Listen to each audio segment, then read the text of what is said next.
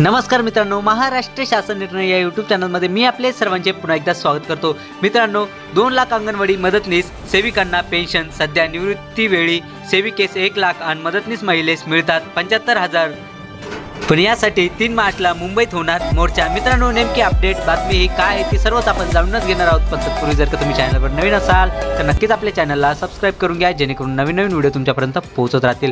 तर जरा वेळ लागला तर आपण व्हिडिओला सुरुवात करूया। संपूर्ण अपडेट काय आहे सर्व आपण जाणून घेऊयात।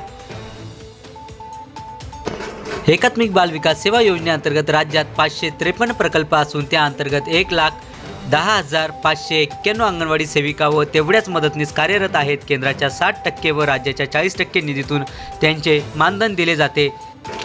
आता शासन निर्णयानुसार सेविकेचे मानधन 10,000 रुपयांवरून 13,000 रुपये तर मदतनीसांचे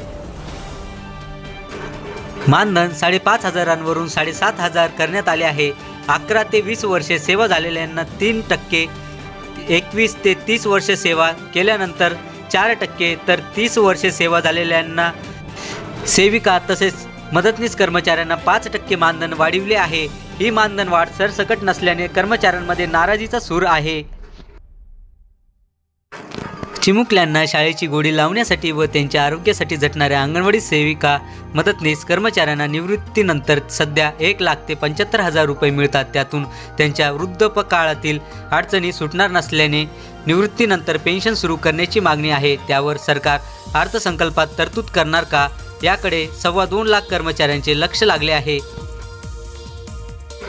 राज्यातील अंगणवाड्यांची सध्याची स्थिती: एकूण अंगणवाड्या 1,10,591 असून एकूण सेविका आणि मदतनीस 2,21,591 आहेत। त्यामध्ये सेविकांचे दरमहा मानधन 15,000 तर मदतनीस महिलांचे मानधन 10,000।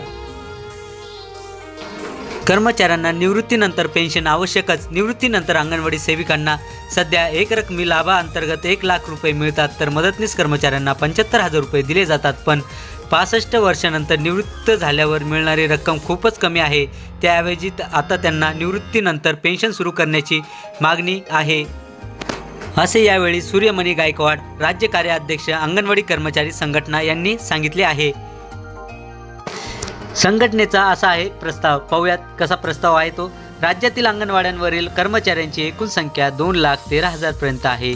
पण दरवर्षी निवृत्त होणाऱ्या सेविका मदतनीस यांची संख्या 2 ते 3% आहे। त्यामुळे निवृत्ती पेन्शनासाठी शासनावर फारच बोजा पडणार नाही।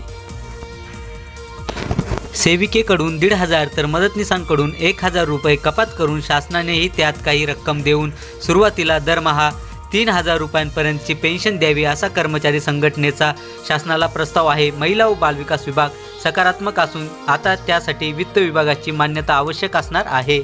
चला तर मित्रांनो, आशा करतो की तुम्हाला जी काही अपडेट आहे, बातमी आहे, ही सर्व समजलीच असेल आणि याबद्दलची जी काही नवीन अपडेट येत राहील ती नक्कीच मी तुमच्यापर्यंत पोहोचवत राहील। पण तत्पूर्वी जर का तुम्ही चॅनलवर नवीन असाल तर नक्कीच आपल्या चॅनलला सबस्क्राइब करून घ्या, जेणेकरून नवीन व्हिडिओ तुमच्यापर्यंत पोहोचत राहतील। चला तर मित्रांनो, भेटूयात पुढच्या व्हिडिओमध्ये अशीच एक नवीन अपडेटेड बातमी तसेच अपडेटेड GR सोबत। तोपर्यंत धन्यवाद।